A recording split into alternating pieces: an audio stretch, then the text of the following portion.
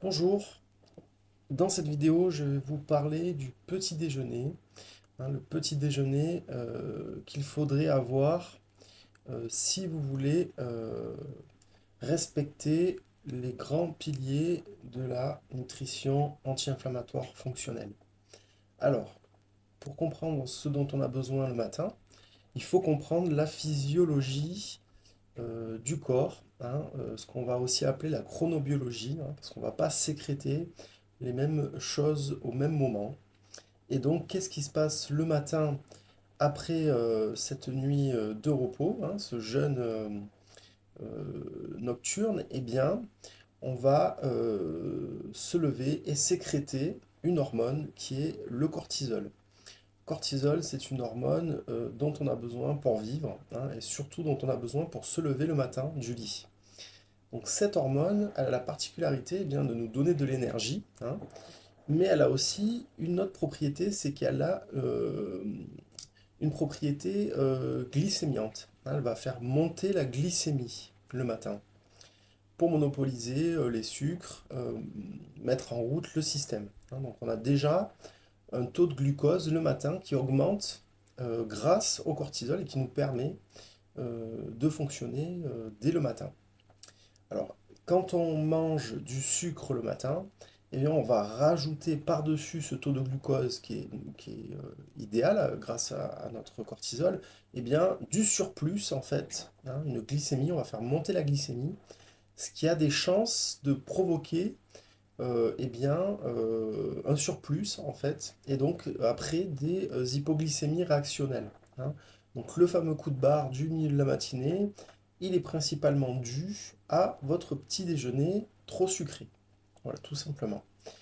Donc il y a aussi un autre phénomène, c'est que le matin, les récepteurs à l'insuline, donc l'insuline qui est l'hormone qui permet de faire rentrer le sucre dans la cellule, à chaque fois que vous allez manger du sucre, eh bien le pancréas va sécréter de l'insuline.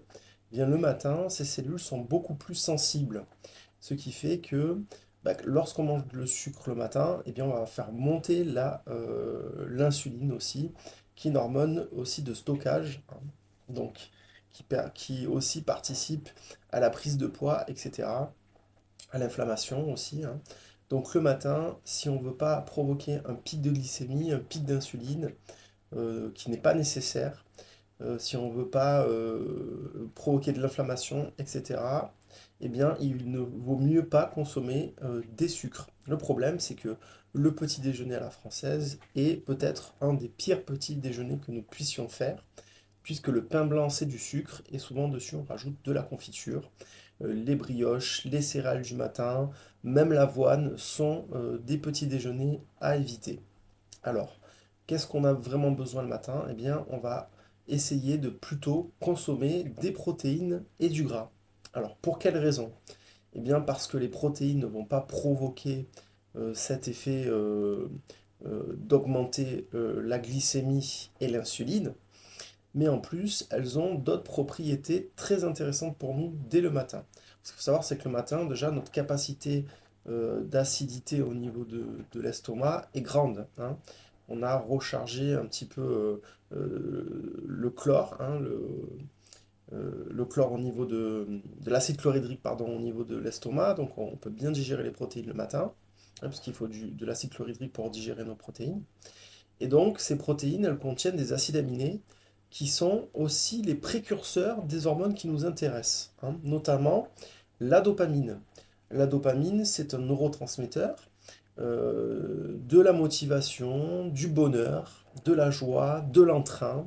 C'est ce qui va nous donner un petit peu le démarreur de la journée, pour démarrer la journée sur des bons paramètres. Eh bien, il nous faut un bon taux de dopamine.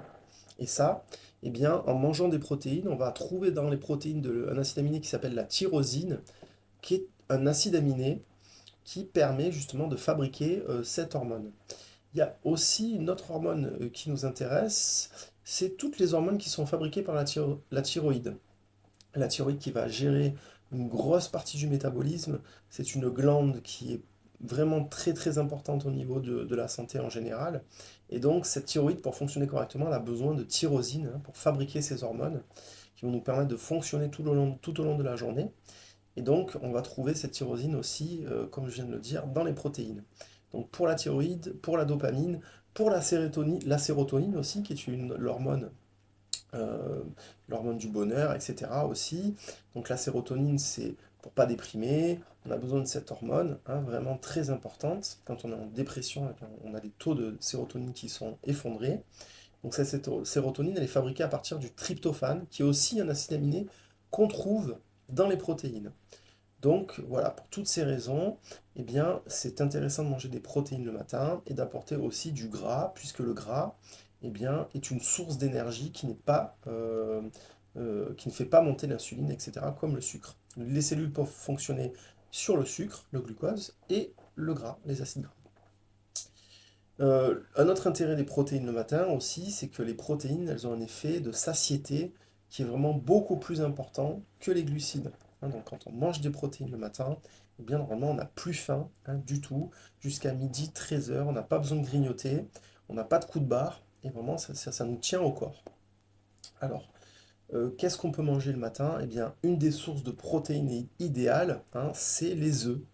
Les œufs contiennent tous les acides aminés essentiels, en plus de contenir dans le jaune des vitamines et des minéraux comme du sélénium et des choses qui sont très intéressantes à condition que le jaune soit cru, en fait pas cuit.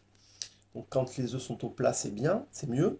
On peut aussi les faire durs, c'est pas grave. Il vaut mieux manger des œufs durs le matin si vous n'avez pas le temps de faire des œufs au plat plutôt que de manger du pain ou une biscotte, etc. Voilà. D'ailleurs, au passage, il n'y a rien de pire que les biscottes ou les galettes de riz soufflées. En fait, tout ce qui est soufflé, on appelle ça extrudé, hein, en agroalimentaire, eh bien, ça va faire bondir le taux de sucre de ces aliments. Hein. Donc, quand vous mangez une biscotte le matin, vous mangez des carreaux de sucre. Hein. Pareil pour du pain blanc, pareil pour de la brioche, etc. Donc, où en étais-je? Donc voilà, pour toutes ces raisons, le matin, les protéines, donc les œufs, voilà, les œufs qui sont une bonne source une source idéale de protéines. Alors, même si vous avez du cholestérol, ça ne pose absolument aucun problème, hein. Le cholestérol, il est fabriqué à 80% par le foie. Donc si vous avez du cholestérol, il faut s'interroger pourquoi le foie en fabrique, hein. Et savez-vous à partir de quoi le foie fabrique du cholestérol? Eh bien, à partir du sucre, hein. Donc si vous avez un petit déjeuner sucré, vous allez fabriquer du cholestérol. Vous avez plus de chances d'en fabriquer. Et si en plus vous n'apportez pas assez de cholestérol alors que vous en fabriquez, eh bien le foie va en fabriquer d'autant plus. Donc si vous mangez des œufs le matin, eh bien vous allez fabriquer moins de cholestérol, hein. Ça c'est vraiment quelque chose à intégrer parce qu'on a fait tout un procès à ce fameux cholestérol qui est un acide gras qui est essentiel. Donc pas d'inquiétude à ce niveau-là. Donc les petits déjeuners protéinés, voilà, ça peut être un peu de charcuterie aussi, de qualité, mais pas trop, parce que ça reste quand même de la charcuterie, hein, et donc il y a aussi un effet sur les acides gras saturés, donc on ne va pas en abuser. Mais on peut aussi manger des petits poissons gras, des rillettes, de la truite fumée, on peut manger des fromages frais, on peut manger du fromage tout court, on peut manger de l'houmous aussi, si vous voulez quelque chose de végétal. On peut manger de l'avocat. Et si vous avez besoin d'un peu de glucides, eh bien, il faut vraiment faire très attention à la qualité de ces glucides. Et on va chercher des choses qui ont des indices glycémiques très bas, hein. Donc on va plutôt prendre du pain complet, du pain bio, hein, puisque tout ce qui est complet, ben, on garde l'enveloppe du grain. Donc si on garde l'enveloppe du grain, eh bien, on va aussi garder tout ce qu'on a mis dessus, donc les pesticides, etc. Donc si vous voulez pas vous intoxiquer avec du glyphosate et des pesticides, eh bien, il vaut mieux prendre des choses complètes mais bio. Donc un bon pain au levain, hein, le levain va prédigérer un petit peu les protéines et le gluten, ce qui fait que bah, si vous êtes un peu sensible, vous aurez certainement moins de réactions. Des pains avec des farines anciennes, comme le petit épeautre, le camut, le corazon, ça peut être intéressant si vous avez besoin d'un peu de glucides. Il y a aussi une alternative qui est très intéressante, c'est par exemple les galettes de sarrasin, hein, les galettes bretonnes, les galettes de blé noir. Eh bien, vous prenez une galette de blé noir, vous cassez un œuf ou deux dessus, vous rajoutez un petit peu de comté râpé, un petit peu de jambon. Ça vous fait un super petit déjeuner protéiné avec un filet d'huile. À côté de ça, vous pouvez manger une endive tranchée, vous pouvez rajouter des légumes le matin aussi, de la salade, des crudités. Ça ne pose absolument aucun problème. Vous verrez dans le mail que je vous envoie, il y a mon adage préféré, c'est je petit déjeune comme un roi, je déjeune comme un prince et je dîne comme un mendiant. Eh bien voilà, le matin, il faut que ça soit, si vous avez faim, bien sûr, si vous n'avez pas faim, on ne va pas se forcer, mais il faut se demander pourquoi vous n'avez pas faim, hein. Une des raisons, ça peut être un foie trop engorgé, ça peut être aussi un repas pris trop tard la veille, hein, ou trop copieux. Ça peut être aussi un défaut de motilité intestinale, si vous avez un transit ralenti, etc. Donc ça, il faut chercher les causes. Mais en général, quand on se lève le matin et qu'on a faim, hein, ce qui est plutôt la norme, eh bien, on va se faire un bon petit déjeuner copieux, protéiné et gras. Donc, dans le petit livret que je vous envoie ou que je vous remets en consultation, eh bien, vous avez un tas d'exemples de petits déjeuners protéinés. Donc, ça peut être, pour certaines personnes, ce n'est pas évident hein, de changer ses habitudes. Donc, il faut y aller doucement, à votre rythme.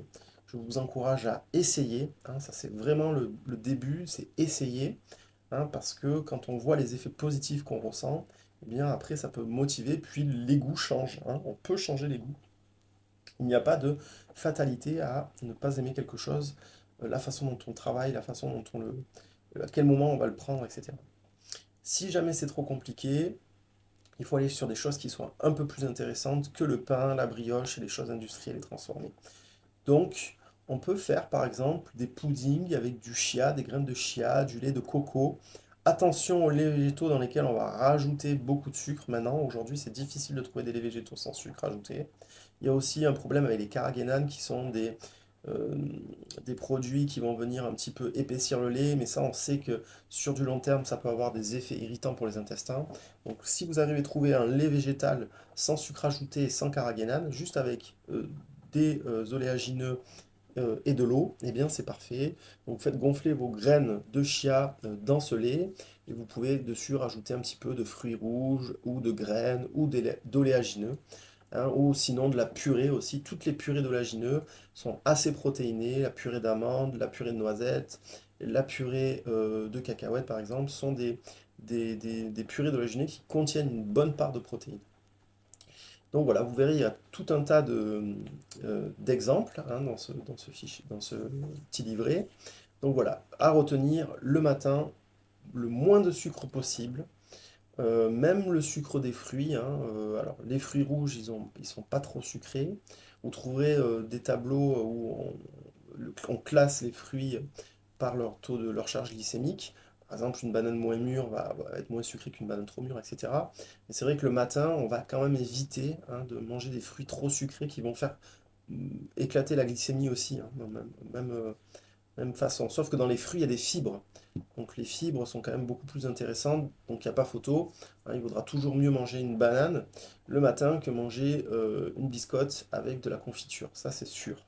Pour autant, au plus vous allez arriver à espacer le moment où vous mangez du sucre du réveil, au mieux eh bien, votre corps réagira et au mieux votre santé se portera. Voilà, j'espère que cette petite vidéo a été instructive. Donc vous verrez, il y a tous les détails dans le livret. Et puis, si vous avez des questions, évidemment, nous en rediscuterons à la prochaine consultation. Merci pour votre écoute.